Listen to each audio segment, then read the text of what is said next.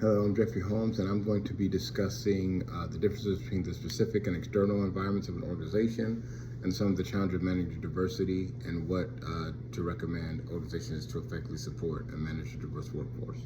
So first and foremost, the specific environment versus the external environment of an organization. So the specific environment is also known as the task environment, and this is the environment that the organization directly interacts with.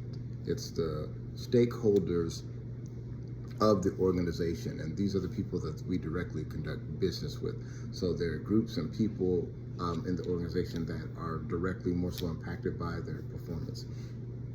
So the stakeholders in the organization are the people that are very much have a vested interest and are very involved with the organization. So they're influenced by it. So they include their customers, the suppliers, other competitors in the organization, the investors, and the employees themselves, and the society that the company operates in. These people are more so directly impacted by what the organization does. And so, what the organization does is they try to, for all their stakeholders, create value, create satisfied customers, get a competitive advantage with those people who are stakeholders in the organization. Okay, so again, the specific environment, the task environment, are more so the stakeholders that are directly impacted by what the organization does. Okay, um, but on the external environment, on the other hand, is the environment that is more so, indirectly involved in the organization.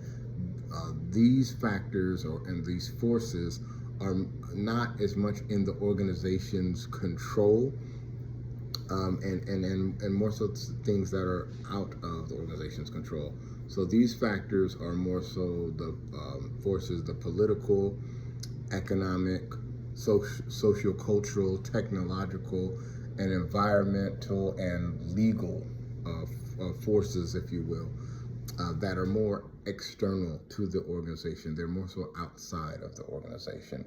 Okay, and so some of these factors that managers and organizations must deal with, that they still operate in this, they're affected by this, right?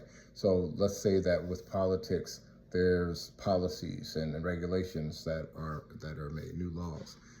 Economic, you have inflation and unemployment and consumer spending, and then the socio-cultural uh, factors like the demographics, cultural trends, education levels, technological advances in technology, the environment, the climate, and natural resources, and then legal, new employment laws, new privacy laws.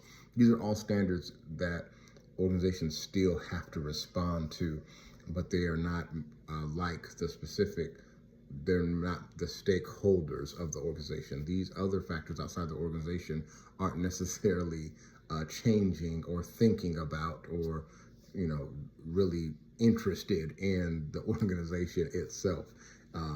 So there's differences between the external environment and more so of the specific environment of an organization. Now, the difficulties in managing diversity, I would say, have to do with combating several things. You're combating prejudice, discrimination that persist within organizations in the United States for this context. But you're also combating the implicit biases that we all carry in organization. But specifically, the discrimination and prejudice more so have implications, if you will, for, according to the reading, women and minorities. For example, there was research on resumes being sent out, and resumes, depending on how the name was perceived, determined if that person was selected for employment. So there's all these little, there's some of the challenges, if you will, in diversity. And so I would say that to combat that, there would be organizations should be well acquainted with diversity, equity, and inclusion, learning how to work with people different from ourselves, because we live in a global world now, and working with diverse groups, as I believe is a skill, so it would be treated as a regular practice, being educated, and also developing what is known as cultural competency to be able to work with diverse groups. And because all of our, not just our work environment, but other stakeholders in our organization can be very well from different backgrounds. So be wise to be well acquainted in that. All right, thank you for listening.